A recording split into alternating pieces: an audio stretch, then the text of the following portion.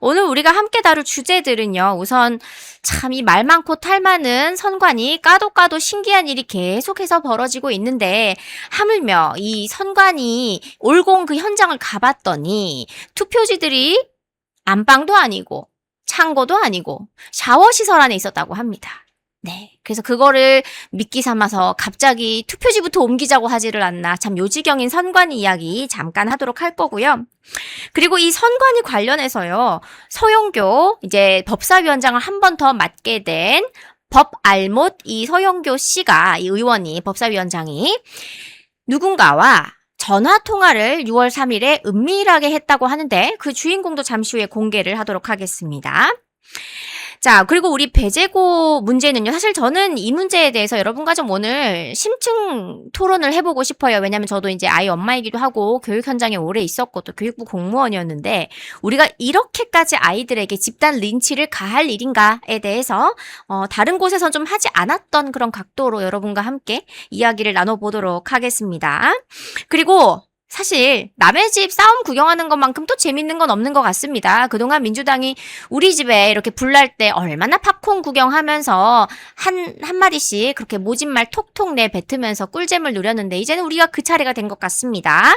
이 전당대회 준비위원회가 여러 가지 이제 절차대로 진행을 한다고는 하지만 그게 친명계 쪽에서는 좀 탐탁치 않은 것들이 많대요. 그래서 그런 내용들도 같이 정리하도록 하고요. 좀 전에 좀 조용한가 했더니 우재준 의원이 이 장동혁 지도부가 실질적 임기가 끝났다라는 이런 막말로 또 인터뷰 내용이 있었다고 합니다. 그 내용 좀 전달해드리고요. 그리고 많은 분들이 궁금해하실 거예요. 그래서 징계는 어떻게 되느냐에 대한 거 지금까지 나온 내용들 또 간단하게 정리를 하도록 하겠습니다.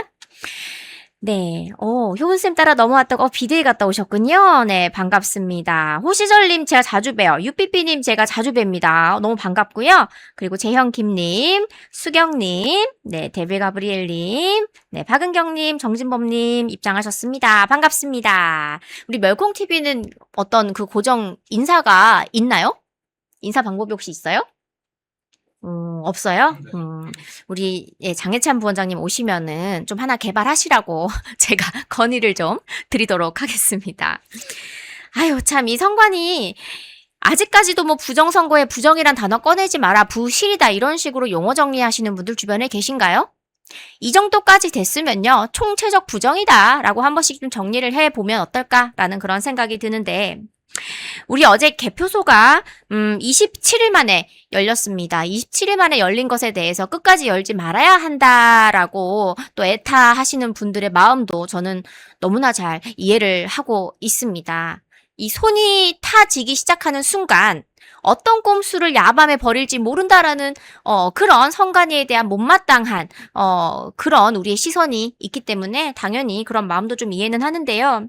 또 한편으로 보면은 결국에는 모두가 보는 가운데 열어봐야 되고 그 봉인된 상자 안에는 한간에 떠돌던 여러 가지 그런 소문들이 있지 않았습니까? 뭐 투표지가 이상하다부터 해가지고 무효표가 아닌데 무효 처리됐다고 하는 그런 수치가 도대체 얼마만큼 되는가? 그래서 밝혀지지 않은 모든 것들, 판도라의 상자를 열기를 원하시는 분들도 많으실 것 같아요. 그래서 개인적으로 저는 열어야 했다면 그래도 국조위에서 여야가 다 보는 가운데서 경찰 입회 하에 많은 분들이 지켜보는 가운데에 여는 것이 맞다라고 생각을 하고요. 여러분께 제 질문이 하나 있는데 이 투표지가 지금 그대로 봉인이 된 채로 그 현장에 그 샤워시설 안에 그대로 있다고 합니다. 그럼 이거를 결국에는 봉인을 뜯고 열어봐야 되는 거잖아요. 그 안에 어떤 것들이 있는가. 그러면 이거를 그 현장에서 하는 것이 맞는가 아니면은 국회로 옮겨서 하는 것이 맞는가 여러분의 생각이 좀 궁금합니다. 댓글로 남겨주시면은 우리 같이 이따가 공유를 곧 하도록 할게요. 자, 우리 투표소 갔더니 어떤 일들이 있었느냐. 참, 그 현장 안에서도 이 사지를 끌려가지고, 경찰에서 끌려가지고 나오는 우리 국민분들을 보면서, 정말 마음이 찢어지는 것 같다. 그런 생각이 들었습니다. 근데 이럴 때 야당의 역할은 그럴 때일수록 한 분 한 분 다치시는 분이 없도록 또 하고, 경찰이 무력으로 진압하는 것을 최대한 막고, 그리고 또 걱정하시는 그 부분, 우리가 해소해 드릴 수 있도록 라이브 방송으로 모든 것을 실시간 중계를 한다든지 이런 야당이 할 수 있는 모든 것들을 동원해서 사실 국회라는 것이 존재하는 이유가 국민들이 가보지 못하는 곳을 가고 국민들이 해내지 못하는 것들을 대신 해드리는 게 국회 아니겠습니까? 그래서 야당의 역할을 최대한 잘 할 수 있도록 국조특위에 계시는 그 의원님들께 저도 열심히 의견 전달을 좀 많이 드리도록 하겠습니다. 그새 답을 많이 주셨어요. 거의 대부분이 현장이죠. 라고 하십니다. 한나님께서도 현장이라고 하셨고요. 맞아요. 현장이다. 아무리 덥더라도, 땀 뻘뻘 흘리더라도 현장 개표가 맞다라고 많이들 말씀을 하고 계십니다. 그런데 하필이면 왜 또 민주당 의원은 이거를 옮기자고 하는지 모르겠습니다. 하필이면 왜 선관위가 출장을 갈 때 민주당 의원이 동행을 하고, 하필이면 왜 노태학 선관위원장은 그 6월 3일 지방선거 당일에 사전투표 이전도 아니고 본투표 당일에 민주당 의원과 통화를 했을까? 이런 여러 가지들이 민주당하고 선관위는 참 친척관계인가 싶다. 이런 의문이 드는데요. 우리가 이 국조특위에서 밝혀질 수 없다면 특검을 추진해서 밝혀야 되겠지만 제가 개인적으로 하나 궁금한 것은 과연 선관위에 이 불법 채용이 된 공채로 떳떳하게 여러 명이 이제 지원을 해서 가장 스펙이 좋고 그리고 가장 적합한 사람이 뽑혔다라는 가정하에 그렇지 않은 사람들을 가려냈을 경우 그중에 민주당 관련된 친인척은 과연 몇 명이 될까라는 것도 저는 개인적으로 궁금함을 가지고 있습니다. 국민의힘도 있겠지라고 생각할 수도 있겠지만 지금까지 정황을 보면은요. 양당의 이 관계자를 다 같이 가야 하는 그런 여행임에도 출장임에도 불구하고 민주당만 데리고 가지 않았습니까? 그리고 왜 이렇게 선관위를 감싸주는 법은 다 민주당에서 발의를 하는 건지 그런 것들을 보면요. 제가 방금 여러분께 공유드린 이런 질문도 저는 마땅히 해봄직한 그런 질문이라고 생각을 해요. 민주당이 지금까지 이 선관위를 위해서 냈던 그 법들을 생각해 보세요. 선관위에 대해서 부정선거니 뭐니 선관위를 비방하는 그런 뭔가 확실한 근거, 팩트가 없는 의문을 제기를 할 때에도 이것을 처벌할 수 있는 법을 입법을 한다고 하지를 않나. 그리고 지난 우리 그 탄핵 전국 때 헌법재판소에서는 감사원이 선관위를 감사할 수 없다.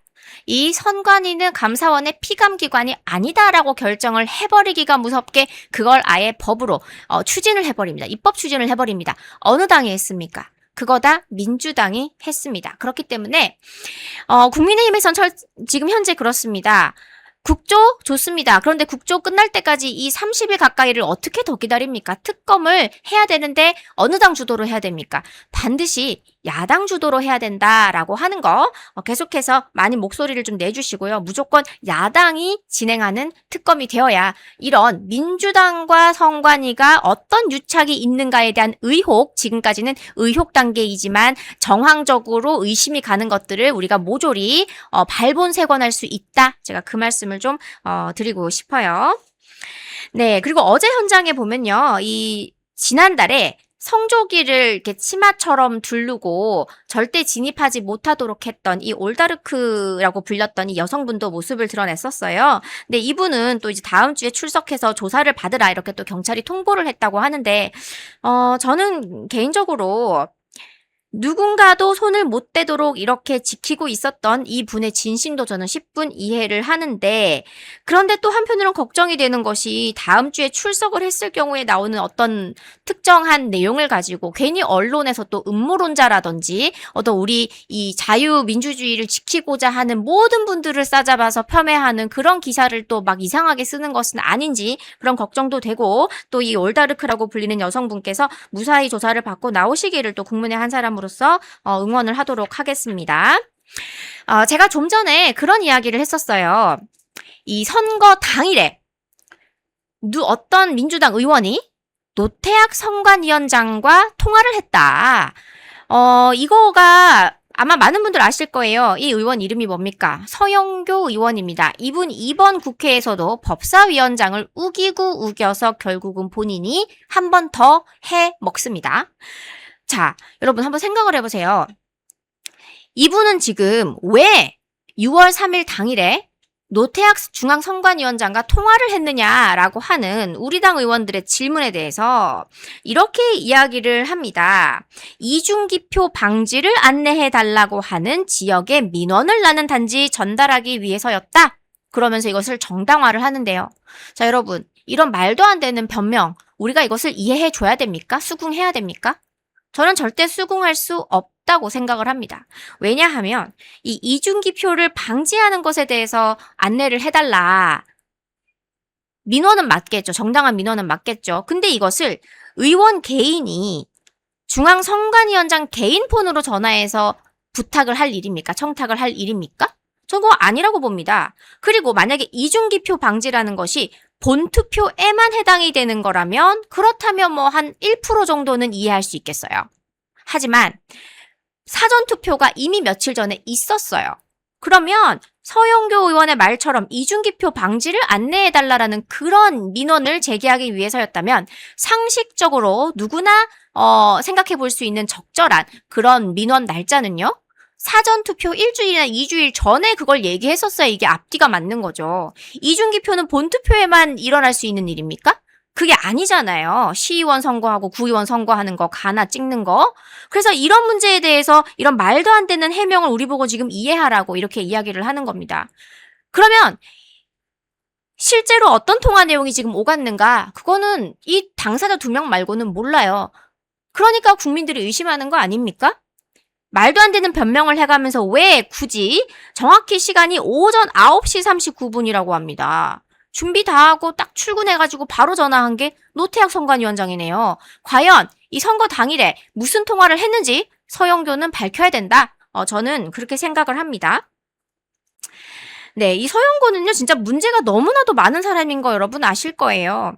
우선 이번에 이 노태학 선관위원장하고 통화를 했던 그 문제가 왜 문제가 되냐라고 혹시 주변에 이 민주당 지지자분께서 아니 법사위원장이잖아 서영교가 아니 노태학한테 전화 한 통 못해?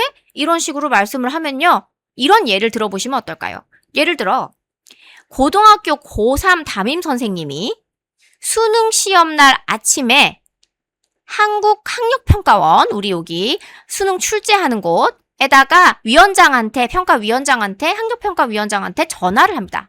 학력평가원장한테 전화하는 거 이거 네, 멸콩TV에서 신제품 환신 나이가라 2+1 특별 할인을 진행 중입니다. 50년 전통의 신화제약에서 회사의 명예를 걸고 자신있게 만들었습니다. 면역력 강화, 혈액순환 개선, 피로 개선, 기억력 개선, 항산화에 도움을 주는 식약처 인정 건강기능식품입니다. 특히 밤에 주무시다가 화장실 문제로 불편을 겪는 분들에게 추천드립니다. 멸콩TV와 함께하는 환신 나이가라 많은 문의와 사랑을 부탁드립니다. 괜찮은 일입니까? 그래서 너 수능 출제원한테 왜 전화했어? 학력평가원장한테 왜 전화했어? 그랬더니 이 선생님이 우리 아이들 OMR 카드 답안 표기 좀 확실히 실수 안 하게 해달라고 민원 넣으려고 이딴 변명 여러분 받아들이시겠습니까? 일부러라도 수능 당일은 누가 학력평가원장한테 전화를 합니까? 일부러라도 전화하지 않는 것이 당연한 거 아닙니까? 무슨 죄를 뒤집어 쓰려고, 무슨 혐의를 지금 받으려고, 무슨 피고인이 되려고 그렇게 그날 당일날 전화를 합니까? 하물며 이런 식으로 생각을 해보면 서영교 의원이 왜 본인도 민주당원이면서 정당의 일원이고 요직에 있는 사람이면서 중앙선관위원장한테 개인 폰으로 전화해서 민원을 선거 당일에 본선거 당일에 전화를 한다고 하는 게 이게 가당키나 한 일입니까? 근데 이거를 이런 식으로 어물쩍 넘어가려고 하는 겁니다. 저는 이거요 핸드폰도 조사해 봐야 된다고 생각합니다. 이거 꼭 조사를 해봐야 되는 일이니까 절대 그냥 넘기면 안 된다라고 저는 좀 말씀을 드리고 싶어요. 그래서 국민의힘에서는 이것에 대해서 적절하게 우리가 사실 항의를 했거든요. 근데 여기에 대고 서영교 의원이 법적 조치하겠습니다. 이렇게 이야기합니다. 좀 비슷했어요. 네.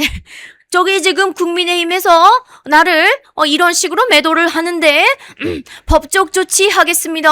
이렇게 이야기를 하더라고요. 법적 조치 한번 해보십시오. 우리도 법적 조치하고 그쪽도 법적 조치하고 도대체 당일날 선관위원장하고 무슨 통화를 했는지 다 까보면 좋겠다라고 저는 생각을 합니다. 아니 무슨 사적 청탁으로 봐야 되는 거지. 이게 엉뚱한 소리라고 이야기하고 그냥 내빼는 게 어딨나? 저는 솔직히 그런 생각을 하고 있습니다. 그리고 최근에요. 다음 주제 좀 보면은 마찬가지로 이 선거 관련 문제인데요. 아이고, 크크크, 돼지 흉내 내지 말라고. 돼지 소리가 이게, 가래가 끓어야 됩니까? 아유, 예, 좀 이렇게, 일부러 감기 걸릴 수도 없고. 제가 원래 성대모사를, 나름 그래 좀 하는 편인데, 성대모사 좀 그나마 잘하는 게 제가 장동혁 대표 성대모사는 조금 합니다. 네, 다음 방송 혼자 라방할 기회가 있으면 그때는 제가 한번 보여드리도록 하겠습니다. 안 어울린다고요? 알았어요. 그만 안 할게요. 그만하겠습니다. 네, 이 여론조사가 하나 나왔는데요. 지방선거에서 부정선거가 행해졌다라고 생각을 하십니까? 라고 하는 여론조사가 하나 있는데 전체를 대상으로 했을 때 부정선거가 있었다고 생각하는 게 42%, 좀 짜게 나왔네요. 근데 중요한 건요. 우리 청년층 18세에서 29세에는요. 53%가 나왔다라고 하는 여론조사가 있습니다. 그리고 국민의힘 지지층에서는요. 저는 지난번에서 우리가 알 수 있듯이 60%가 넘게 나왔었잖아요. 지금 조사하면은 지지 정당별로는 70% 나오지 않을까란 그런 생각을 하고 있습니다. 정말 말도 안 되는 일들이 너무 많이 벌어지고 있었습니다. 실제로 이 최보윤 수석 대변인이 언급을 한 것처럼 실제 득표 수와 그리고 입력값이 다른 사례가 3군데가 더 발견이 됐다고 합니다. 물론 몇 표 차이가 났다라고 하는 그 숫자가 좀 적을 수는 있어요. 하지만 여러분 생각해 보십시오. 200표를 받았는데 205표를 받았다라고 써놓으면 이거 공정선거입니까? 부정선거입니까? 한 표라도 어긋나면 부정선거입니다. 그런데 이것에 대해서도 선관위에서는 어떤 해명을 했느냐? 답안지 밀려 쓰듯이 밀려서서 그렇다? 그러니까 지금 하고 싶은 말이 뭐예요? 실수니까 봐달라는 이야기를 하는 겁니까? 정말 말도 안 되는 변명을 하고 있는 이 선관위, 제가 볼 때는 야당 주도의 특검만이 답이다라는 그런 말씀을 좀 드리고 싶습니다. 네, 지금 슈퍼챗 하나 왔는데요. 엔드 탱클리스님께서 미국 계시나 봐요. 달러로 이렇게 또 슈퍼챗 보내주셨습니다. 위아더 김효은. 아유, 감사합니다. 사실 제가요, 좀 응원이 되고 힘이 된다고 생각을 하는 사건이 하나 있었습니다. 좀 멸콩TV 시청자분들과 좀 공유를 하자면, 한 3일 전쯤에 말도 안 되는 기사거리 가지고 저녁 뉴스를 도배했던 일이 하나 있었는데, 그 사건인 즉슨, 이 외교 안보 포럼이라는 것이 우리 당에 있는데, 22대 국회 시작할 때 2024년에 그것이 이제 시작이 됐는데, 그 외교안보 포럼에 이번에 이제 재보궐로 들어오고 한 어떤 의원들도 있고 하니까 그 단톡방을 새로 만들면서 장동혁 대표가 그냥 자동으로 초대가 됐습니다. 자의가 아니라 그냥 초대가 됐습니다. 저는 이것을 강제라는 단어를 썼습니다. 왜? 내 자의로 한 게 아니니까, 타의로 한 거니까 그냥 강제 입장이 된 거잖아요. 그 채팅방에.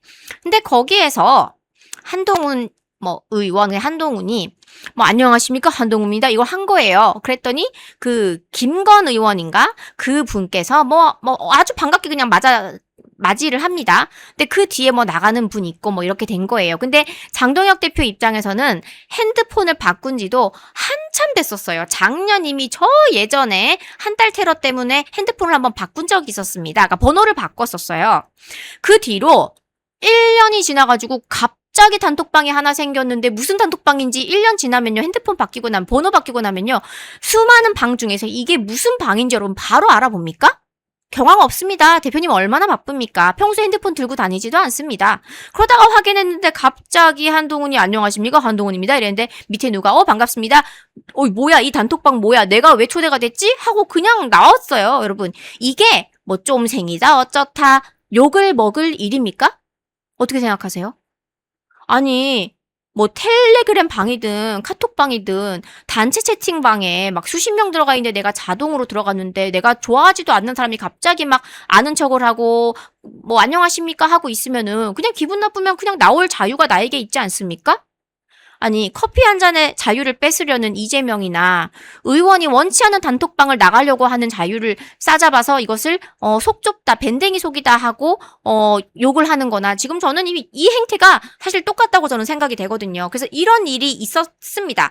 그래서 이게 언론 보도로 나오길래 제가 이거를 자초지종을 대표님께 여쭤봤어요. 그랬더니 방금 제가 여러분께 말씀을 드린 것처럼 그냥 무슨 단톡방에 초대가 됐는데 한동훈이 인사하고 막 받아들이길 막 누가 뭐 안녕하세요 하고 받길래 이거 뭐야 하고 그냥 나왔다고.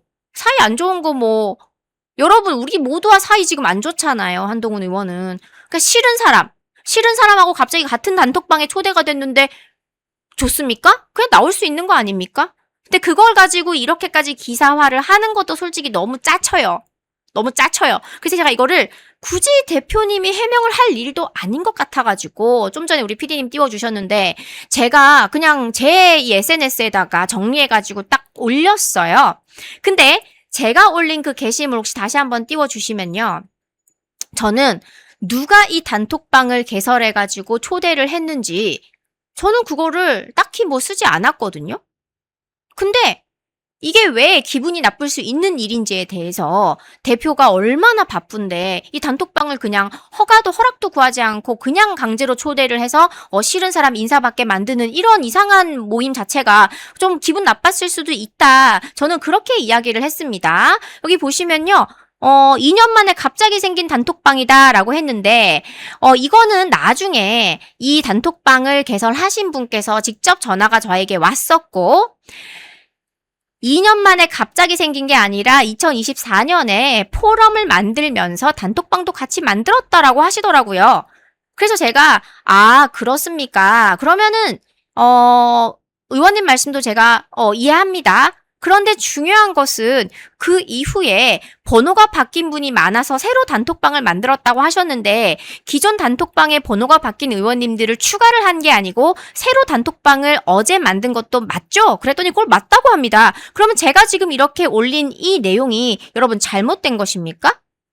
그동안 없던 단톡방이라고 할 수는 없겠지만 이분의 해명을 듣고 보면은 새로 단톡방 파서 모든 의원들을 한동훈 포함 다 집어넣은 거는 맞잖아요. 그래서 여기에 대해서 저는 이야기를 했고 저는 게시물도 내린 적이 없거든요. 근데 아침 9시 반쯤에 뉴스원에서 이거를 기사를 썼는데 저도 모르는 사이에 오후 1시 반쯤에 기사가 정정이 된 겁니다. 근데 그 기사의 가장 밑에는 뭐가 있느냐?